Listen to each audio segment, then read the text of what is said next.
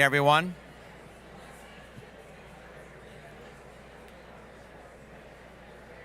Good evening, everyone. It's wonderful to have all of you here as we now begin our Kol Nidre service for this Yom Kippur. Please take out your Maksarim, your High Holiday prayer books, and we turn to page 204 as we prepare for the Kol Nidre. Please rise as the ark is opened.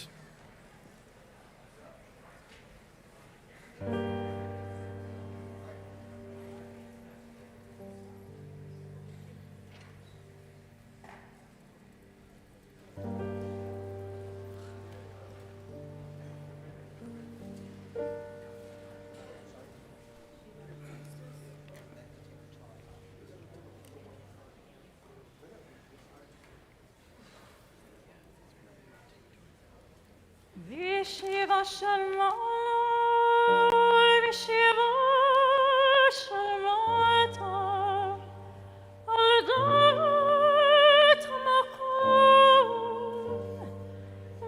Aldat Kachon, An Matirin Leitpal, Yim Ha'avarion.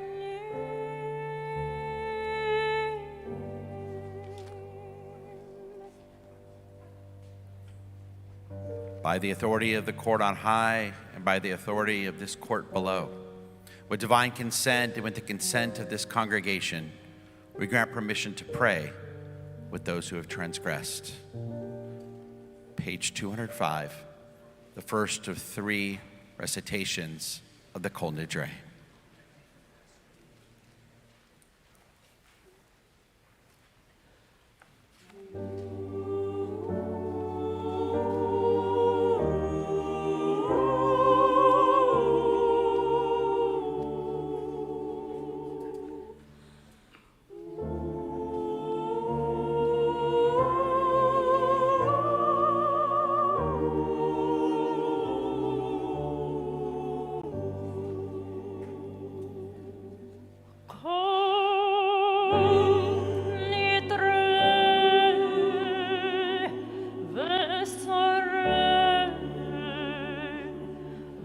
Yom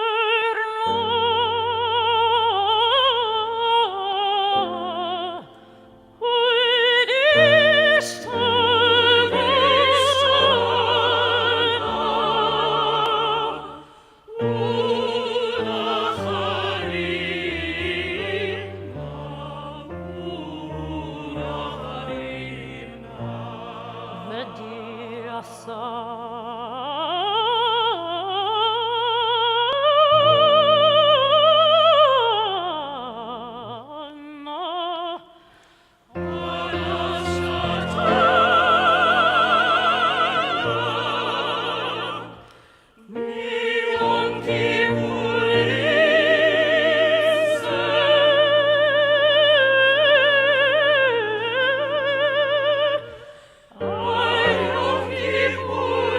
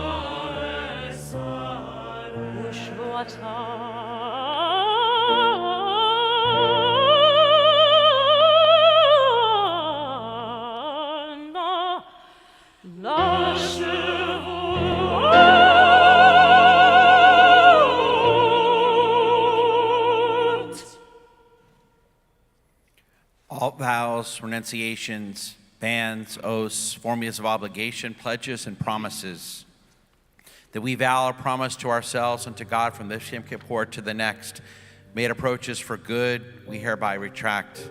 May they all be undone, repealed, canceled, voided, annulled, and regarded as neither valid nor binding. Our vows should not be considered vows, our renunciations should not be considered renunciations, and our promises should not be considered promises.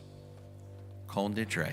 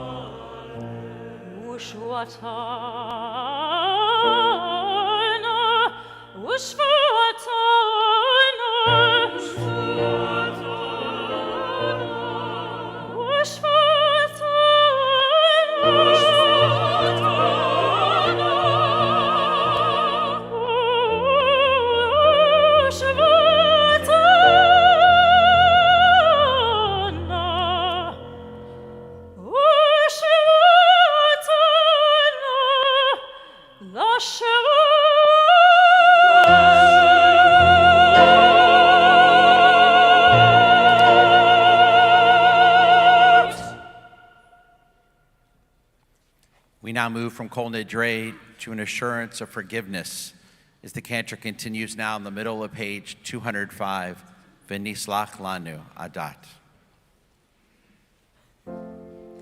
ונצלח לכל עדות בני ישראל ולגר הגוי בתוכם כי לכולך עם בשגגה. The entire congregation of the people of Israel shall be forgiven, as well as the stranger who dwells among them, for all have erred. סלח נא לעוון העם הזה כגודל חסדך, וכאשר נסעת לעם הזה ממצרים, ועד הנה ושם נאמר. ויאמר אדוני, סלחתי כפרך, ויאמר אדוני, סלחתי כפרך, ויאמר אדוני, סלחתי כפרך.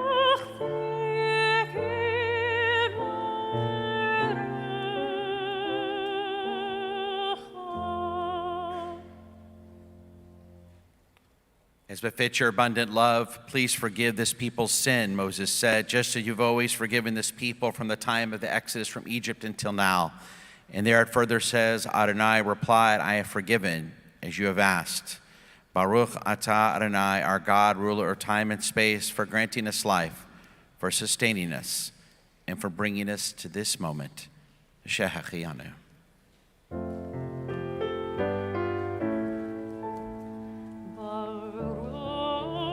ברוך אתה אדוני אלוהינו מלך העולם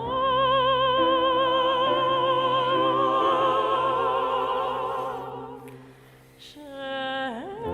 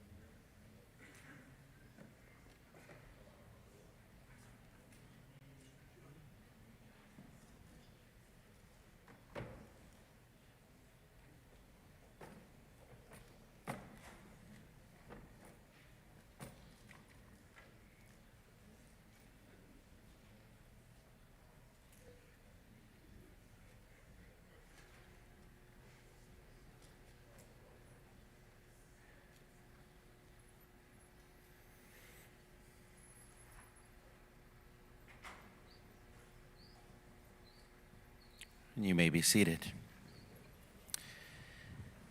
Every year at this time, we have an opportunity for our high appeal. And this year, in this post-COVID world, we decided to do something different for our high appeal. I hope you'll enjoy this video.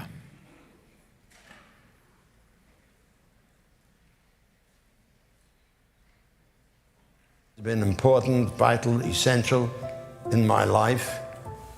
I hope that we've set a good example for you and your children and grandchildren what can be a wonderful life in synagogue life, in your Jewish life, in your everyday life, and like my husband said, and follow that. And if they got that message, then we've been successful.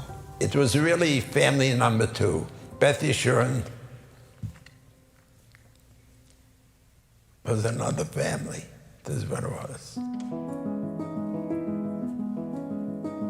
It was unbelievable because the people here took us in immediately as their family.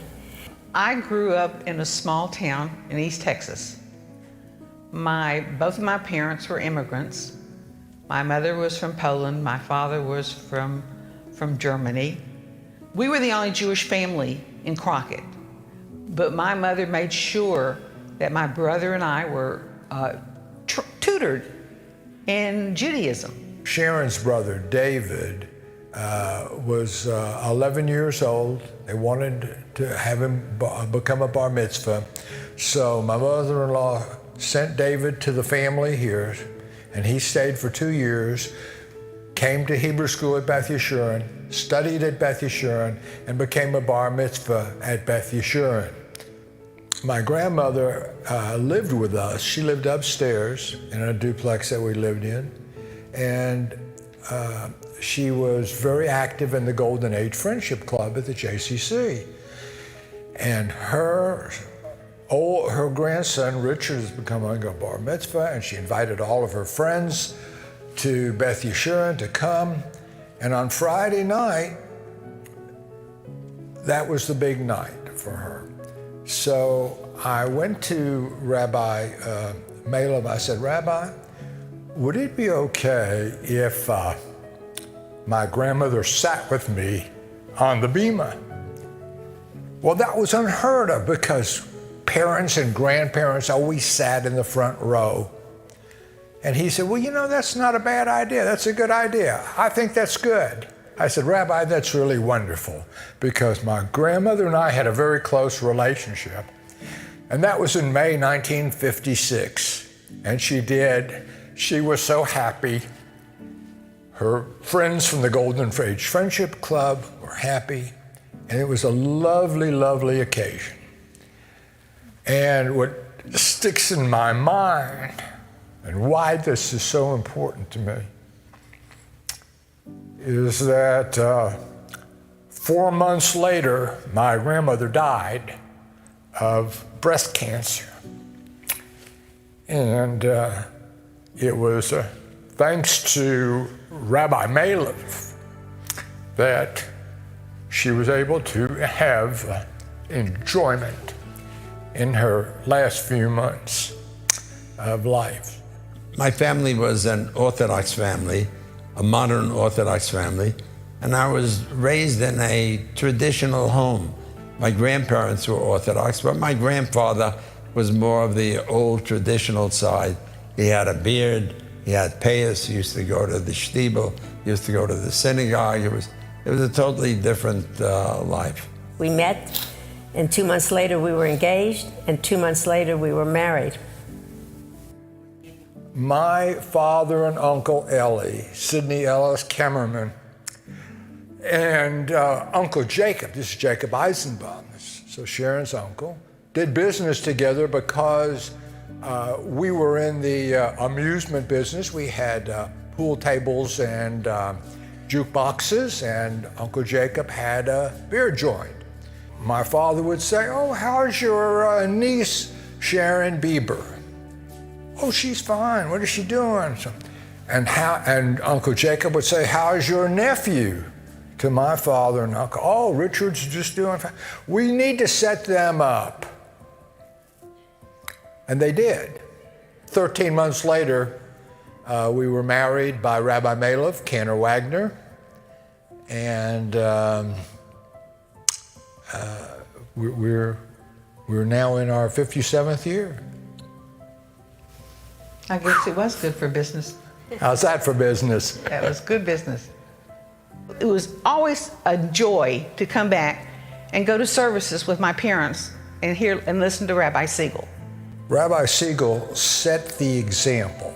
He set the standard for what our clergy, Rabbi Rosen, our senior clergy, Rabbi Rosen and Rabbi Strauss, have followed. I took 17 groups to Israel. Now, why did I take Israel, so many groups? I wanted the people, not only the members, to learn about Israel, to read about it in a book. I wanted them to experience the state of Israel itself. And I wanted to experience it myself. I mean, Israel is not something that you simply read in a book. It's something that you feel, and you have to be there to know what you're seeing over there. And we went there 17 times to Israel itself. Our children, they were part of Beth Yeshurun. They grew up here. All of them went to the day school. Our grandchildren all graduated from the day school.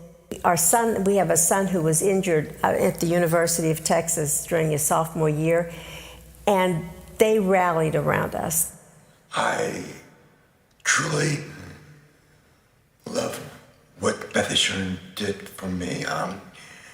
When I was hurt, they were so great. They flew me home to Houston for rehab. They did countless things. For that and so much more, I will always be indebted. So this was our home. I can't remember another home other than Houston. To me, this is our home. Going to synagogue every Friday night, walking to shul with my dad along Beech Nut to Braeswood. I remember counting the steps, walking to the synagogue with him, and just telling stories every Friday and Saturday when we would walk to Beth Yeshurun. Then I met my husband, Matt, and when we got married, we couldn't just have a small wedding with just a select few. We ended up inviting the entire congregation. Dina and Scott met.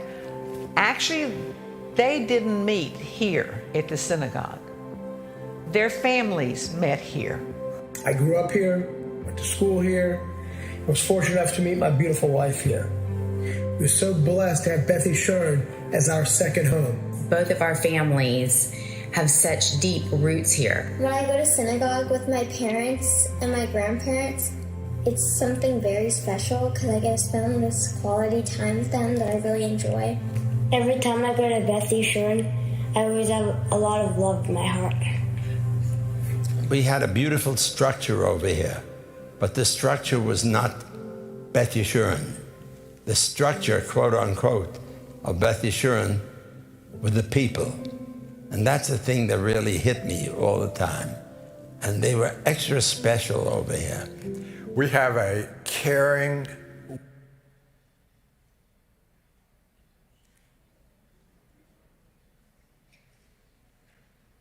welcoming congregation, whether it is in the chapel where I'm the gabbai in the evening, whether it's in the museum minyan, or the main service. It is that sense of community that we're here to pray together and to thank God for all of the blessings that we have, but also to enjoy each other's company and to also learn. And it goes on, Lador Vador, from generation to generation. And to me, it never dies. Unfortunately, people pass away, but if you give them the basics, it's for every generation. We learn from our grandparents and our parents, and now hopefully our children will learn from us, and they will learn from them. It's a family affair. This is what it is. It goes down from one generation to another generation. As Toby just said, l'dor v'dor, from generation to generation. It's just a continuation. So it's just very special. Well, and Sharon is right, as usual. If Judaism is going to survive in Houston, Beth Yeshurun has to survive. And if Judaism is going to be strong in Houston, Beth Yeshurun has to be strong.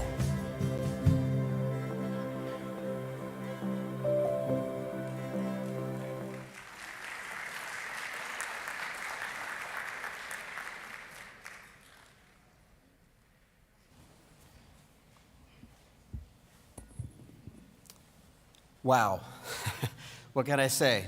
That was an incredible video from two families that have such a rich history with our synagogue. The Cameraman and Siegel families showed just how Congregation Beth Yeshurun intertwines, as they said, with so many generations, l'dor v'dor. And I'm sure that there are many families in our sanctuary tonight, or who are watching on one of our live stream platforms, that have shared the same experience. Grandparents, even great-grandparents praying together with their family. It truly is a blessing to all be together. And this is why our annual High Holiday Appeal is so important. We always remember the past, we live in the present, and we prepare for the future. I spoke last week about the importance of being involved in our synagogue. The funds that we raise during this appeal help support the many programs and events during the year that you can attend. And I can tell that by judging from the attendance by so many of you at our Rosh Hashanah services last week, as well as here tonight, that you are ready to come back to the building that is your spiritual home. 2 years ago, our incredible Director of Development, Jennifer Sutton, had an idea for a High Holiday Appeal matching fund program that we named the Tzedakah Society. This has been so successful that it is now a permanent part of our appeal. This year, over 50 families have agreed to match the money raised as part of this appeal. For example, if you donate $180, then please know that due to the generosity of these families, that will now be doubled to $360. I'd like to personally thank the following families that are members of the Tzedakah Society: Debbie and Jim Adler, Susie and Scott Bender, Susan and Michael Bloom, Susan and Michael Bono, Rona and Bruce Caress, Barbara and Del Coleman, Joyce and Arthur Dauber, David DeVito, Cantor Diane Dorff and Rabbi Steve Morgan, Trudy and Max Esses, Kelly Cohen Fine and Marty Fine, Amy and Daniel Ferber, Margie and Clive Fields, Karen and Buster Friedman, Martha and Donald Friedman, Marilyn and Carrie Hoffman, Lorraine Horowitz, Sue and Stuart Jacobson, Susan and Leonard Kammerman, Sharon and Richard Kammerman, Jerry Karkowski, Joan and Louis Katz, Richard Liebman, Diane and Mitch Levy, Isabel and Eric Mayer, Carol and Daniel Musher, Linda and Jerry Payne,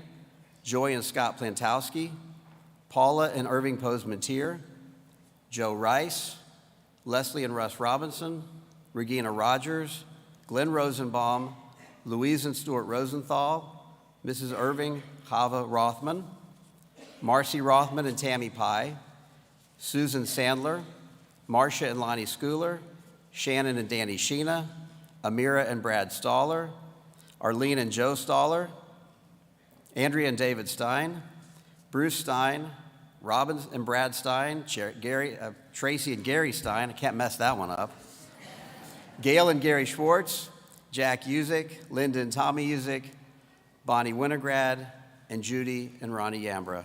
In addition, we have several donors who wish to remain anonymous. Thank you all for being a part of the Tzedakah Society.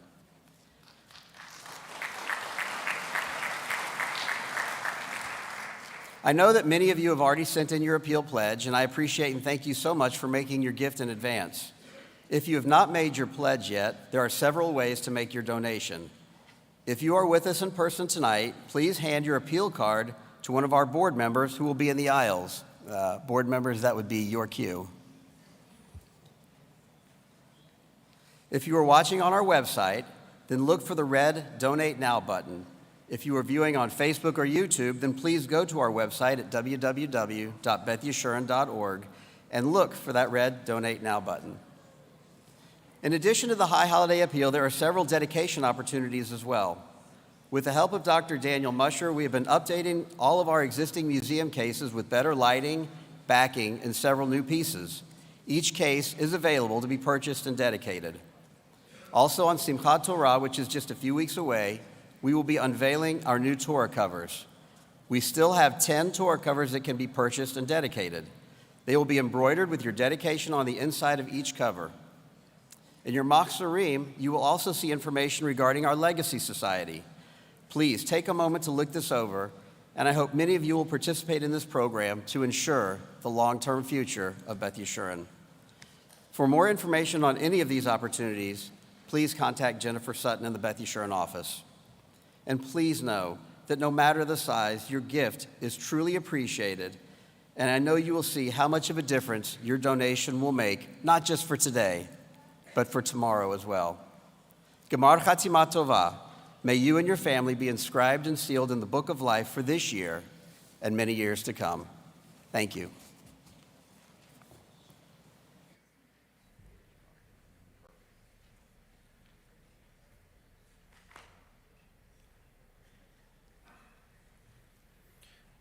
Thank you again to Rabbi Jack and Toby Siegel and Richard and Sharon Cameraman, to David Stein, our president, and to Jennifer Sutton for all the hard work that she did in putting together a high appeal again for this year. And of course, thank you to all the members of our Tzedakah Society.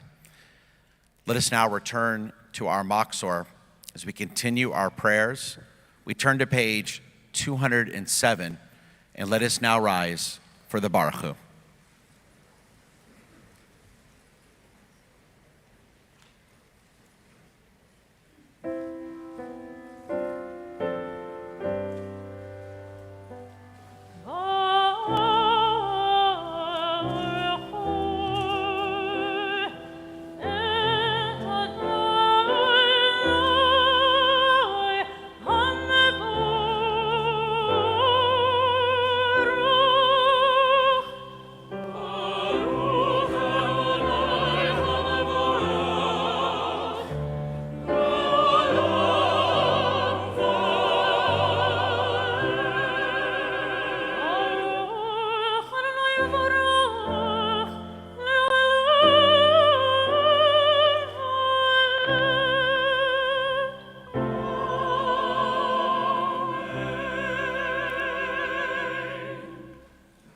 Please be seated now as the cantor continues at the bottom of page 207.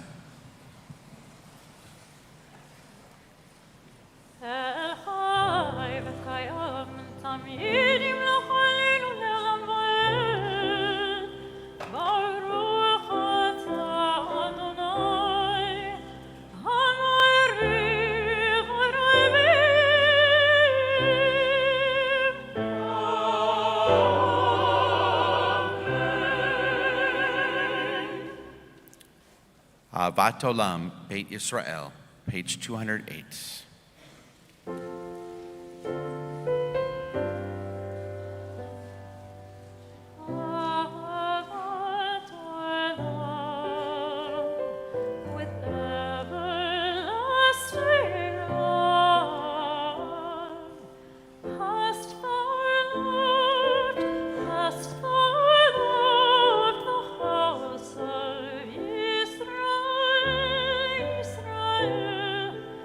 Beth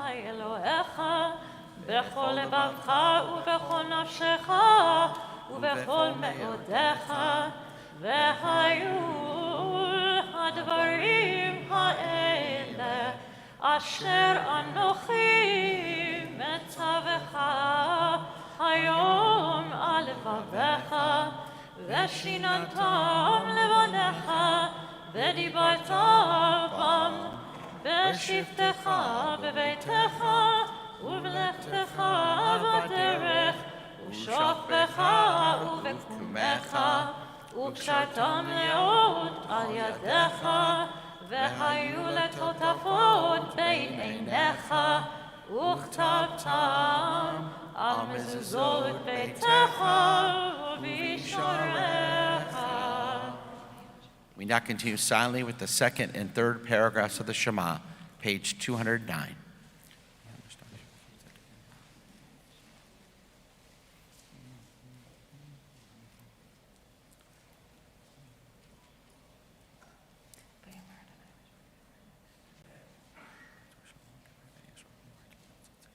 Adonai Elohim Emet. Mi chamocha be'elim Adonai, page 210. U'malchuto beratzon kiblu Moshe u'bnei Yisrael lachon u'shira v'simcha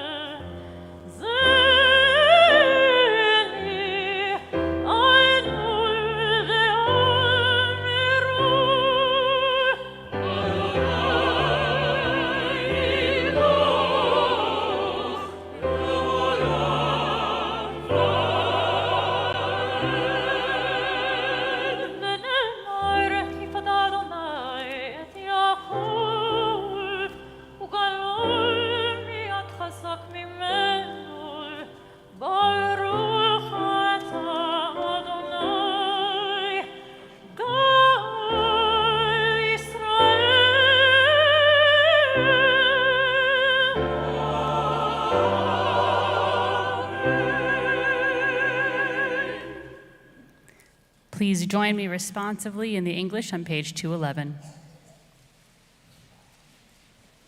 Allow us, Adonai our God, to sleep peacefully and to waken again to life our sovereign. Spread over us your canopy of peace, restore us with your good counsel, and save us for the sake of your name. Shield us, remove from us enemies and pestilence, sword, starvation, and sorrow, and remove the evil forces that surround us. Shelter us in the shadow of your wings. For you, God, watch over and deliver us, and you are the sovereign, merciful and compassionate. Ensure our going and coming for life and peace now and forever. May you spread over us your canopy of peace. Baruch atah Adonai, who spreads the canopy of peace over us and over all the people of Israel and over Jerusalem. The cantor continues with Chashkivenu.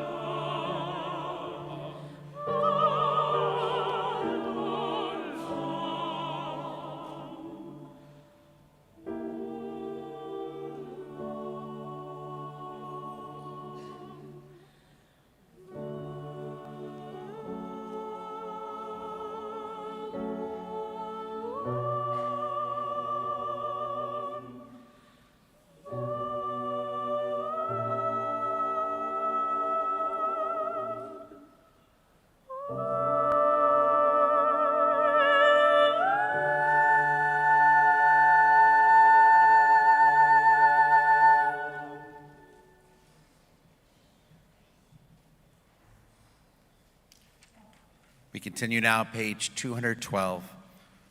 As the Torah tells us, for on this day atonement shall be made for you to purify you from all transgressions. In the presence of Adonai you shall be pure. Ki vayom hazeh.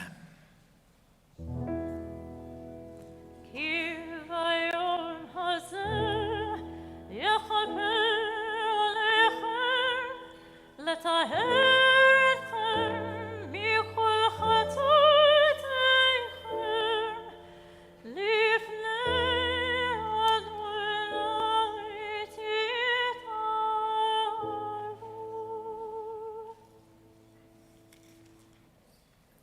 Please rise.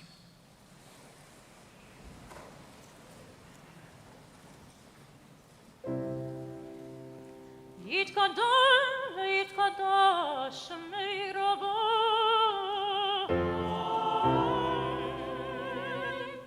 Be'almod Yivrach Chirotei Ve'amlich Malchutei B'chayachon u'vyomechon u'v'chayin chol ben Yisrael Ba'ala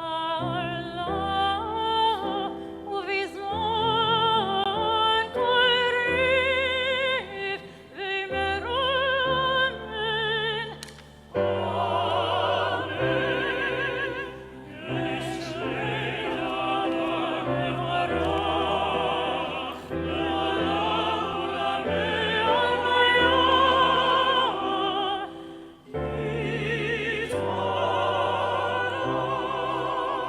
Yitvarach v'yishtabach v'yitpa'ar v'yitramam v'yitnaseh v'yitador v'yitale v'yitale Shemei lekodesha Brichu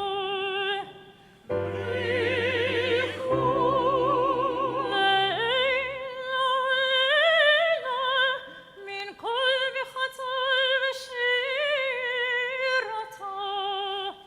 tush v'chata v'nechemata da'amiru v'alma v'imeru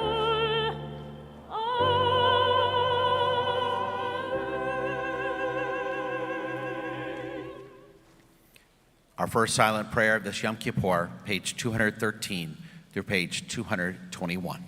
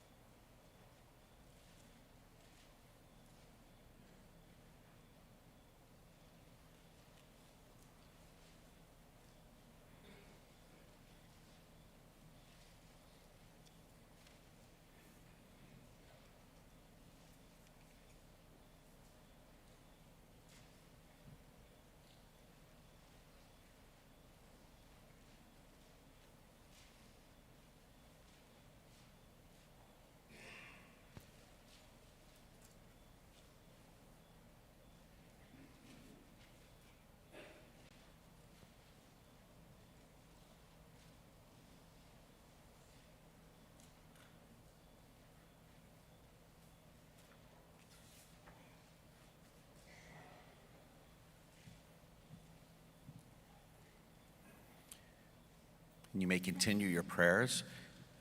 And when you're done, you may be seated as we continue now with the prayer for peace. Shalom Rav.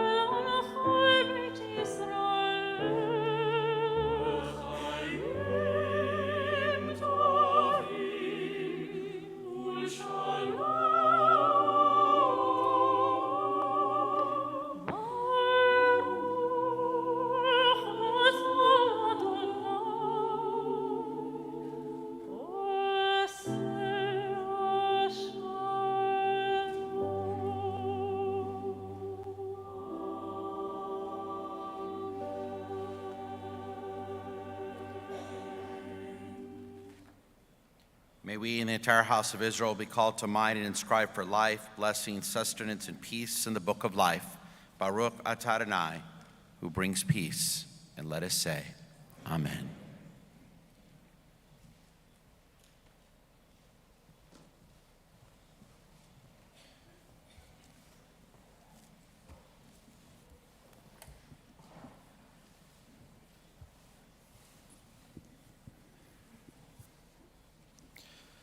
A woman invited some people over for dinner.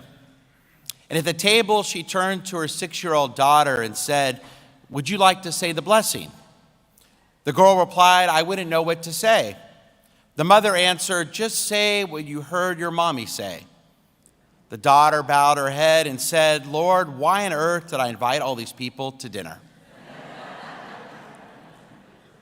The children were lined up in the cafeteria of a Catholic elementary school for lunch. At the head of the table was a large pile of apples. The nun made a note and posted on the apple tray, "Take only one, God is watching." Moving further along the lunch line, at the other end of the table was a large pile of chocolate chip cookies. A child had written a note, "Take all you know, a major natural disaster ravaged our community." 2.5 years ago, a pandemic began to ravage our world.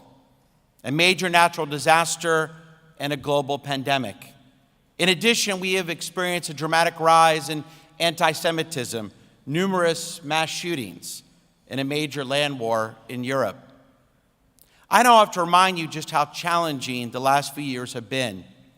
We have been in a constant state of shell shock. Events keep coming, one after another, continuing to disrupt the ordered rhythm of what we knew before. I am a rabbi. I cannot speak to the political or environmental issues that these last few years have exposed. But I can speak to a question some have been asking. Where has God been? I mean, we experienced a modern-day plague. Where has God been? Over the last few years, we have been like Job, who, in a world of so much human suffering, ends up questioning and challenging God. He protests to the God in whom he wants to believe, Lama fanecha tastir. Why do you hide your face? Here's the beauty of being Jewish. We have thousands of years of tradition to comb through to find answers. Responses from people who also struggled to find God in difficult times. Fellow Jews who gave honest answers. And I know we could all use some honesty right now. To help, I want to share a story told in the Talmud. Thousands of years ago, hundreds of the greatest rabbinic sages had set out for an outdoor walk. We're talking about a who's who, the all-star team of the greatest rabbis. And as they are enjoying a beautiful afternoon, they notice at the edge of a garden, down a long slope, a father and a boy circled about the foot of a lone tall tree. Seeing a bird's nest at the top of the tree, the father asks his son to go get the eggs, reminding his son that while doing it, to shoo away the mother bird first, to keep the mother bird from experiencing the grief of losing her eggs. The boy diligently agrees, takes a ladder, and begins to climb the tree. Here's the amazing part. There are only 3 commandments, 3 out of 613, that the Torah guarantees long life if fulfilled. One is honoring one's parents. One of the other 2, it's not keeping Shabbat or keeping kosher or giving to Rabbi Strauss's discretionary fund. Surprisingly, it's when you send away a mother bird before taking her eggs. And this boy is planning on fulfilling 2 commandments at the exact same time. That promise of the reward of a lengthy life. This boy is guaranteed to have a fruitful life. This kid is set. The rabbis are in awe. A few minutes later, a terrible cry shatters everything. In the process of climbing a ladder and shooing away the mother bird, the boy loses his balance and falls to his death. Instantly, the rabbis rush headlong down the grassy slope. They reach the father already on his knees, gathering his dead son into his arms. An obedient son, following 2 commandments in the Torah that explicitly promise an extra long life, and yet he has fallen to his death. Why would the rabbis even include this story in the Talmud? It's basically calling out what's written in the Torah.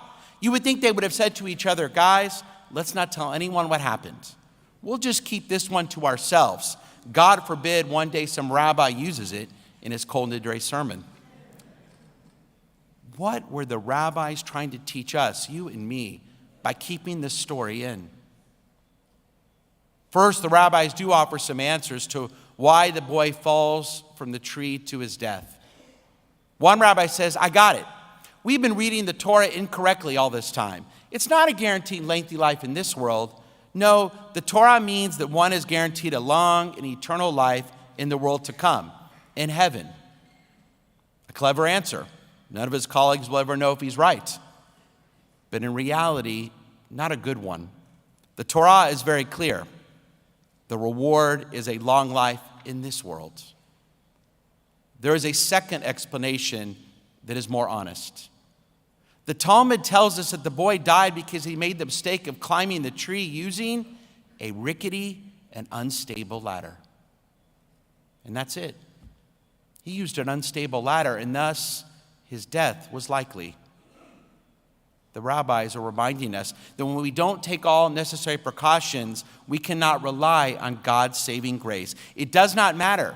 It did not matter that the son was following 2 commandments that promised a long life.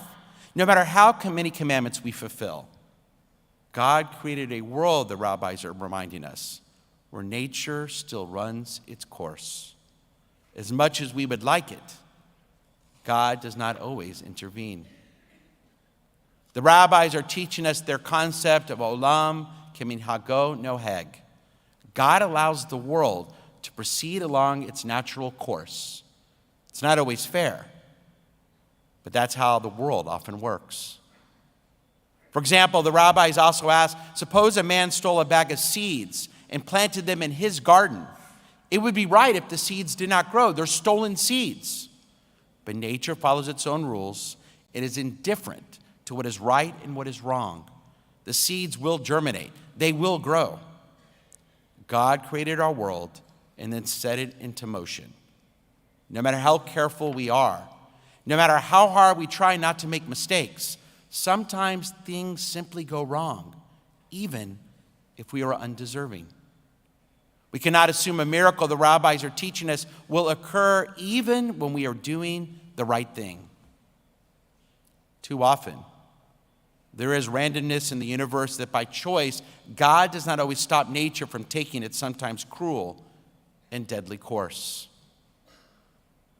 The great Rabbi Harold Kushner, author of the classic work, When Bad Things Happen to Good People, once said to me on a trip here to Houston, he said, Brian, expecting the world to treat you fairly because you are a good person is like expecting a bull not to charge you when you are waving a red cape, but you're a vegetarian. From a purely moral standpoint, the bull should know better. You're a vegetarian. But of course, the bull does not know better. No matter how good we are, our world is not often based on fairness. Life has clearly not been fair over the last several years. A major hurricane flooded our city. Nature ran its course. A pandemic started in China and spread across the world. Nature ran its course. A Russian tyrant wages war against innocent people. Nature is running its course. Now you may be asking, Rabbi, if what you were saying is all true, if this is what the rabbis taught, what's the point? The point of coming to shul, being here on the holiest night of the year. Why do all of this Jewish stuff? There has to be more. There is. After graduating college, I started rabbinical school to be a Reform rabbi. I got to Israel, and as great as the school was, I soon realized that the Reform rabbinical school was not for me. To top it off, I had a falling out with my 2 roommates, and then a bad relationship breakup with a fellow classmate. At the time, I was left with very few friends. I quickly found myself pretty much alone and unsure of my desire to become a rabbi. It was a difficult time in my life. Walking the streets of Jerusalem by myself through a cold and difficult winter. I was alone, except for this prayer book. And for the first time in my life, I was learning how to pray. But not just the text of the words. I was being straightforward with God for the first time, asking God the hard questions and getting back honest answers. I was really praying to God with my own thoughts and my own personal fears. I was actually learning how to pray. It turned out I made it through that year happier than I'd ever been, surrounded by new and close friends, more sure than ever of my career choice. Looking back, it wasn't God who, Rabbi, what's the point if nature runs its course anyway? I learned the answer back in that cold winter in Jerusalem. God never promised us that life would be fair. It says it nowhere in our tradition, not in the Torah, not in the Talmud, nowhere. But God did promise us that when we have to confront the unfairness, God would be there to help us. God would be at our side. We do not have to be alone. The act of prayer, in any way that we do it, whether it's ideally the Hebrew or the English, our own personal prayers, the act of prayer can give us confidence and encouragement. Prayer can lighten the heavy loads I know we all carry. Yes, the sacred act of searching for God can give us hope when we need it the most. As I've now discovered many times in my life, prayer can help us find God. Because despite the great challenges of the last several years, I believe God is still there for all of us. Maybe you too have been searching for God. During one particularly frightening part of the pandemic, Google searches for prayer surged the highest level ever recorded. Billions were looking how to pray, many for the first time. We often don't blame God for our troubles. Rather, we try to find God in times of trouble. There's nothing wrong with that. That's what this holiday is all about. And in times of crisis, we humans have a tendency to turn to religion for comfort, for explanation. These last few years are no exception. Yet I know finding God is not easy. We Jews like to question. We Jews have a hard time finding faith. And finding faith is difficult when times are hard. Part of me wishes I could immediately make it so it was easy for all of us. If I could just cure people with my hands or use my powers to lift up someone out of their seat or make the Texans win a Super Bowl. Scratch that, a Texans Super Bowl is beyond a miracle. I'm not even sure God could orchestrate it. How about if I made them win back-to-back games? That would demonstrate my power. And this place would be packed every day of the year. But I am clearly not a miracle worker. I am a rabbi, and my role is to teach about our tradition. Then the hard work is up to you. That's Judaism. As Rabbi Heschel taught us long ago, Judaism does not ask its followers to take a leap of faith. No, Judaism asks its followers to take a leap of action. My colleagues and I can provide the tools. Our wonderful new cantor can provide the inspiration, but ultimately, it's up to you. It's up to you to do the hard work, to work on your own individual relationship with our Creator. Is there any other better time to do so? This year, my friends, through more sermons, programs, and some visiting scholars, we as Beth Yeshurun, as a congregation, will explore the topics of God, faith, and prayer. I hope all of you will join us. I look forward to joining you on this journey. Because I think deep down we all believe what the great Yiddish writer Isaac Bashevis Singer once said. He said, there is a plan to the universe. There is a high intelligence, maybe even a purpose, but it's given to us on the installment plan. I would say that a person is not born to know God, but to search for God. The search in itself is a way of serving God. Let us search together. My friends, tonight, thank God, is the most normal life has seemed in a very long time. Our sanctuary, our spiritual home, crowded with fellow Jews on the most important night of the year. This is the first full Kol Nidre in 3 years. It's one of the most beautiful pictures I've seen in a very long time. Our tradition teaches that the presence of God, the Shekhinah, is most clearly present when a large group is gathered to pray together. I sense God is with us tonight. Out of the madness of the recent past, we are blessed to have found each other again. Now, this new year, can we all find God? Because God is still there, wanting to help us all. Thank you.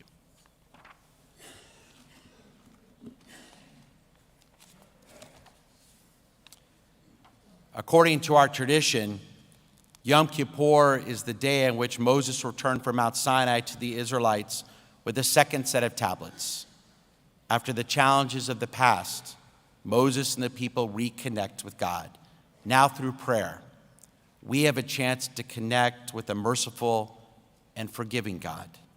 It's described in this next prayer, in this medieval poem, Ya'aleh, page 223. Please rise.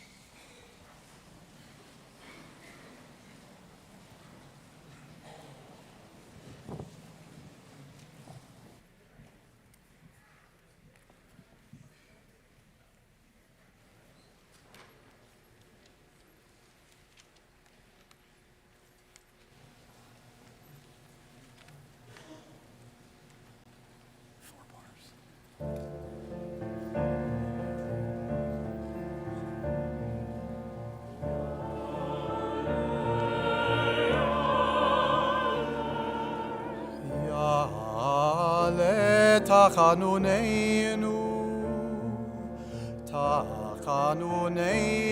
מערב, ויבוא שבתנו, שבתנו מבוקר, ויראה רענוננו, רענוננו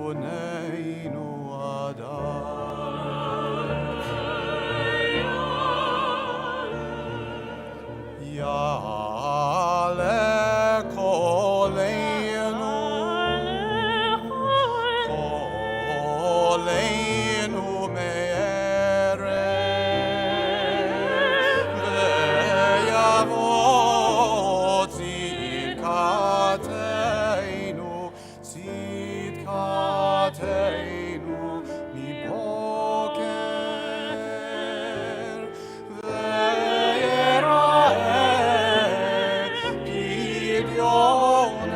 פדיוננו, פדיוננו עד ערב, ערב.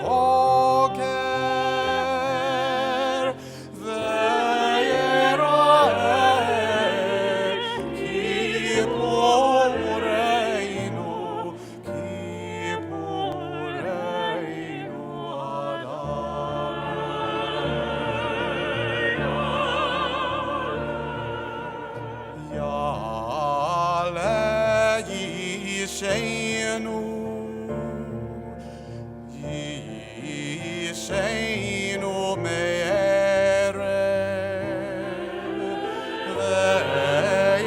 ויבוא טהורנו, טהורנו מבוקר, ויראה חינוננו, חינוננו עד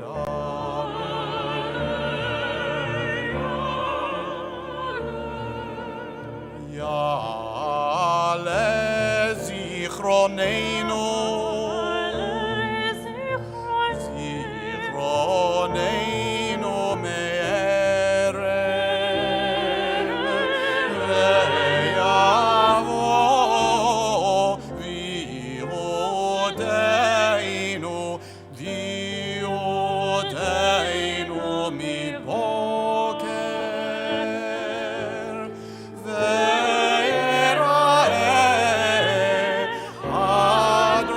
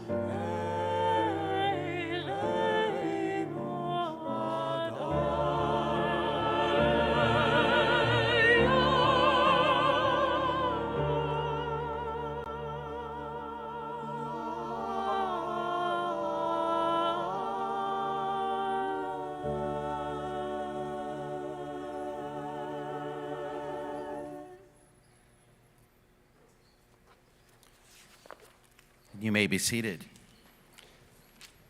I'm now reading on the top of page 225. The soul is yours, the body is your creation. Have compassion on your handiwork. As the cantor now continues to the top of page 225, Hanishama Lach.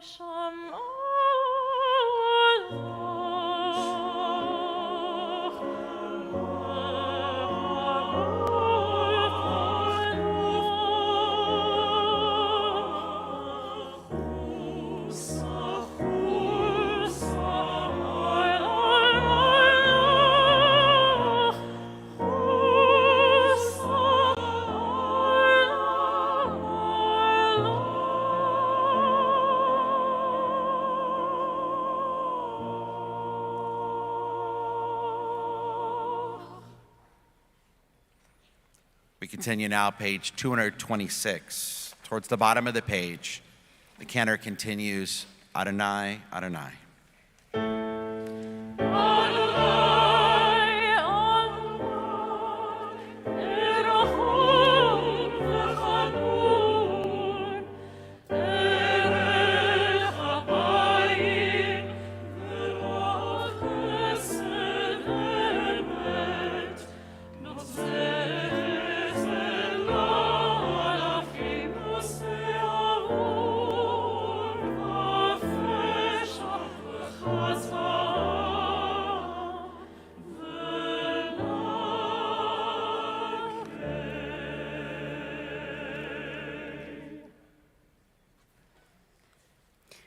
וסלחת לעווננו ולחטאתנו ולחטאנו. סלח לנו אבינו כי חטאנו. מחל לנו מלכנו כי פשענו. כי אתה אדוני טוב וסלח. כי אתה אדוני טוב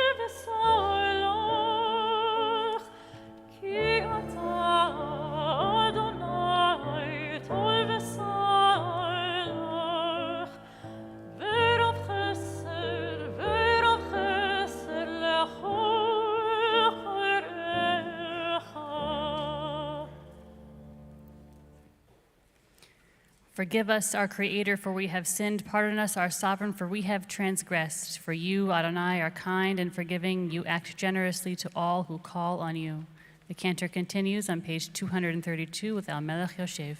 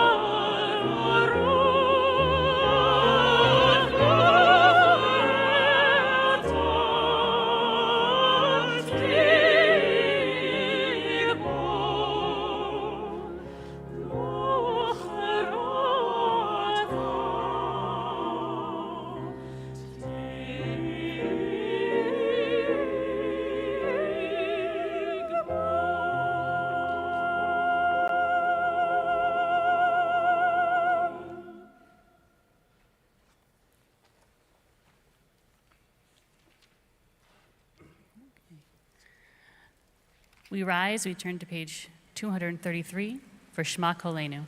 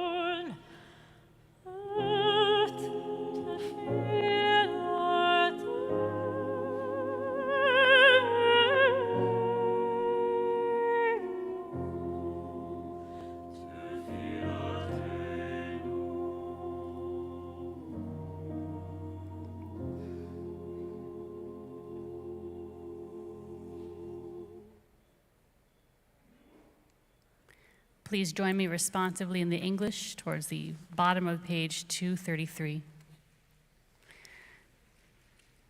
Do not abandon us, Adonai our God. Do not distance yourself from us.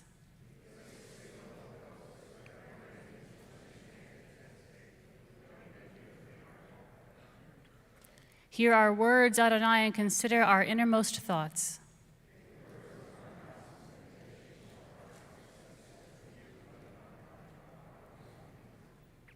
It is for you we wait. Surely you will respond, Adonai our God.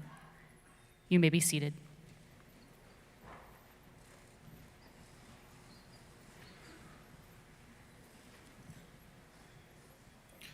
Our God and God of our ancestors, forgive us, pardon us, grant us atonement, for we are your people, and you are our God.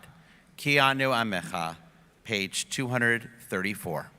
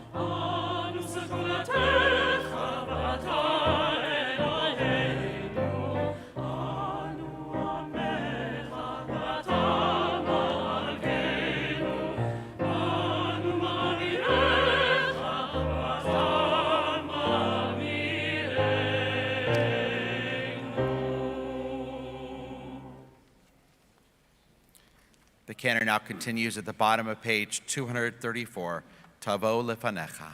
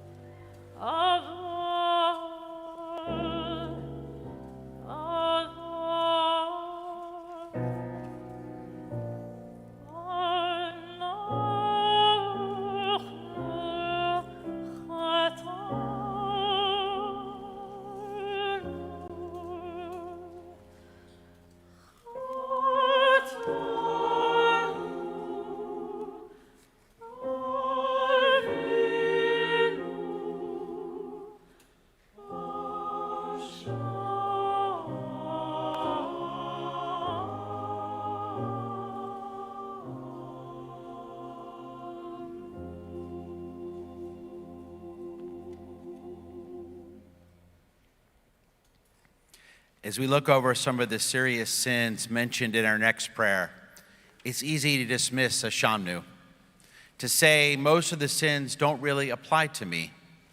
It may be true. Most of us have not committed the big sins and transgressions for which we confess in prayer on Yom Kippur. But as my colleague, Rabbi Mark Greenspan, points out, there are the sins most people dismiss as minor and not important. The small hypocrisies, the minute acts of pettiness, the ill-chosen words, and unnecessary anger. There is sarcasm, indifference, laughter at the wrong moment. The dishonest act so small we don't even notice it. A shamnu, have we trespassed? No, but have we borrowed from others and failed to give them credit? Bagadnu, have we betrayed? No, but have we ignored friends when they needed us, advancing our interests while ignoring theirs? Gazalnu, have we robbed? No, but have we returned the extra change handed to us by the clerk in the grocery store? Hamasnu, have we committed acts of violence? Not really. But there are times when our words cut and our eyes wound. From A through Z, perhaps we have failed committing the small acts. This is where our character is formed, where it begins, in the small, everyday acts that are truly the measure of our being. Yom Kippur is our time to investigate and repent for all that we do wrong and can do better, especially the small acts. Let us now begin as we rise for a shamnu, page 235.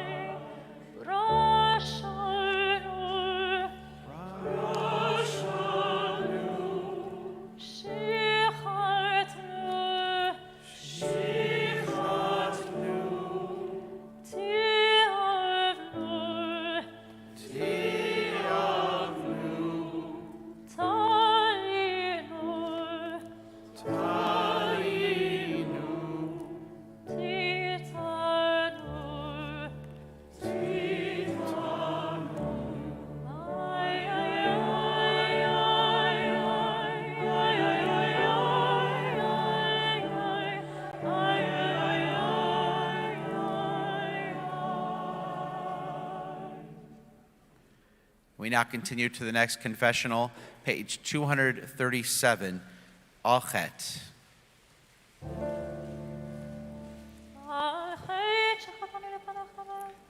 We can now continue silently.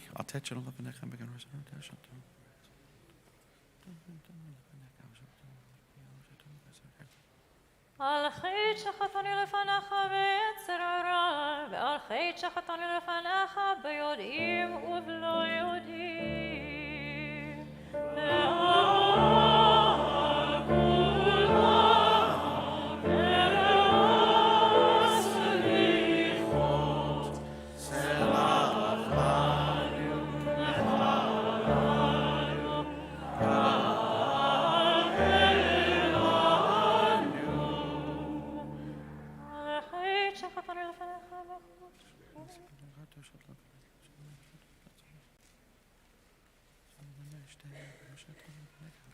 על החית שחטאני לפניך בעיניים רמות, והחית שחטאני לפניך בעזות מצח.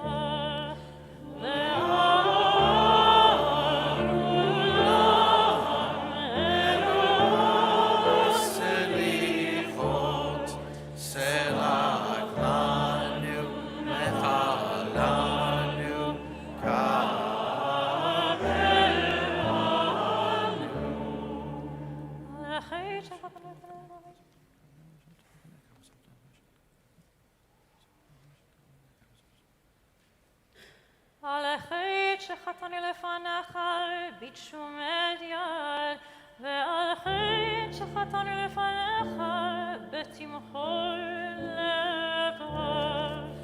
ועל כולם אלוהים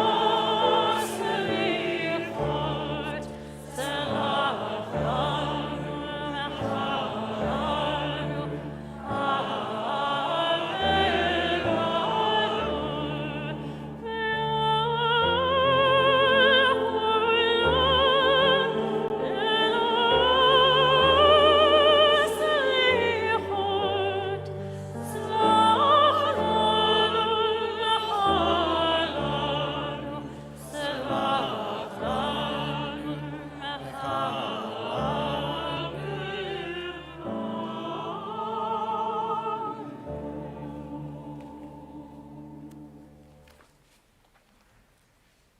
Please remain standing now as the ark is opened. We turn to page 243. Avinu Malkeinu, inscribe us for good in the book of life. Avinu Malkeinu, inscribe us in the book of redemption. Avinu Malkeinu, inscribe us in the book of sustenance. Avinu Malkeinu, inscribe us in the book of merit. Avinu Malkeinu, inscribe us in the book of forgiveness. Avinu Malkeinu.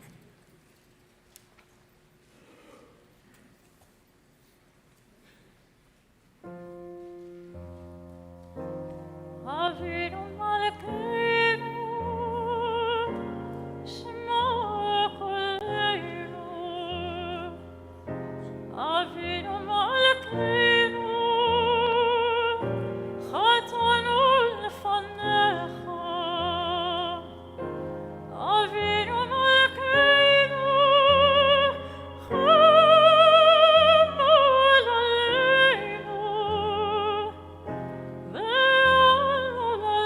Aleinu.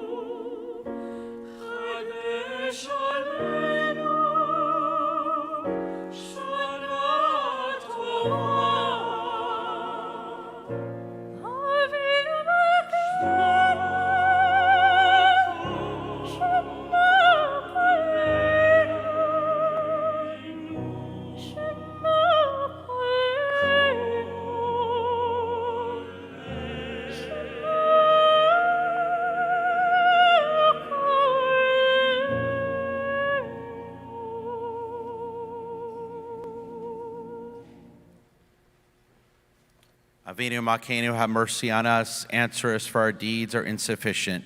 Deal with us charitably and lovingly, and redeem us. And let us say, Amen. And you may be seated now as we continue with the Kaddish Shalem, page 245.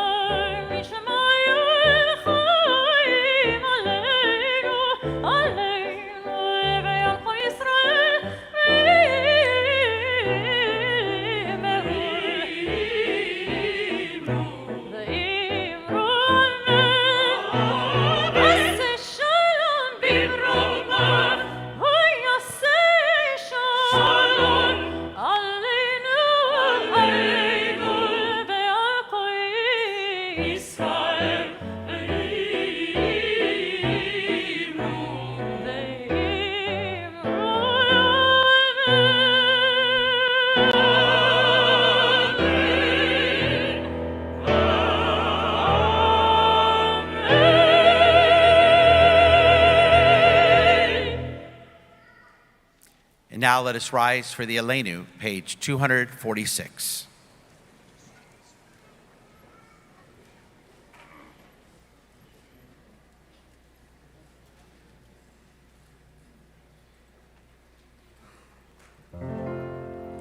עלינו לשבח לאדון הכל, לתת גדולה ליוצא בראשית, שלא עשנו כגויי הרצון, ולא שמנו כמשפחות האדמה, שלא שם חלקנו כאב, לגור עלינו ככל המולדם, ואנחנו קוראים ומשתחווים ומולדים לפני מלך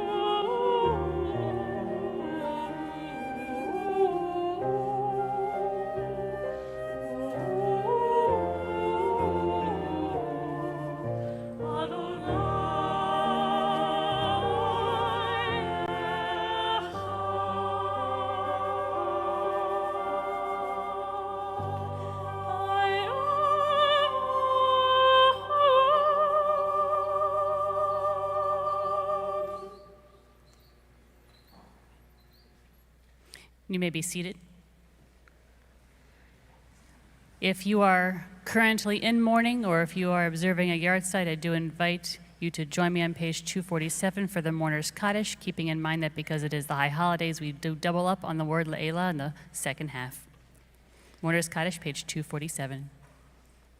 Yitgadal v'yitkadash shemei rabbah, be'alma divrach yirotei v'yamlich malchutei, b'chayechon u'vyomechon u'v'chayei dechol beit Yisrael, ba'agala v'zman kariv v'imru, amen. Yehi shmei rabbah mevorach le'alam almei almaya, yitbarach v'yishtabach v'yitpa'ar v'yitramam v'yitnaseh, v'yitadar v'yitale v'yitalal shmei dekudesha brichu, le'ela le'ela mikol birchata v'shirata, tush b'chata v'nechemata, da'amiram be'alma v'imru, amen. Yehi shlama rabba min shemaya, v'chaim aleinu ve'al kol Yisrael v'imru, amen. Oseh shalom b'imrumav, hu ya'aseh shalom, aleinu ve'al kol Yisrael v'imru, amen. You may be seated. Good Yom Tov again, everyone. Just a few quick announcements before we depart this evening. Every time, of course, a storm impacts the Gulf Coast, we feel it here in Houston, because we've lived it ourselves too many times. As the Florida community continues to recover from Hurricane Ian, I encourage you to give to the Jewish Federation's North America Hurricane Relief Fund. And you can find a link on the Jewish Federation of Greater Houston website. Tomorrow, everything you normally love about Yom Kippur in our Bark Sanctuary is back this year. And we'll begin tomorrow here in the Barg at 9:30 a.m. And I hope you'll consider staying with us all day. After Yizkor, we'll have a beautiful Musaf service with some of the most important prayers of our holy day. Dr. Eric Haas will speak about his father's experience in the Shoah. We'll have two Jews by choice speak about why they chose Judaism. At 4 p.m., Mincha service will be led by our teens. We have some wonderful teen speakers as well, and Rabbi Fort will deliver a sermon. And then Ne'ilah, the last service of the day, will begin here at 6 p.m. At 7 p.m., we encourage all of our children to meet in the Freeman Levitt Sanctuary at 7 p.m. to line up for our Havdalah glow stick procession that they'll come in here at the Bark Sanctuary. And the final blast of the shofar at 7:26 p.m. It can't come soon enough. It's a beautiful ending to the day, and I hope many of our families will return. And we're happy to bring this tradition back for the first time in many years. And speaking of families, in the Freeman Levitt Sanctuary tomorrow morning at 9:30 a.m., there'll be a preschool service. At 10:30 a.m., a grade school service, both led by Rabbi Fort and other musicians. At 2:30, we have an opportunity for our middle school students, and at 2:30 as well for our high school students.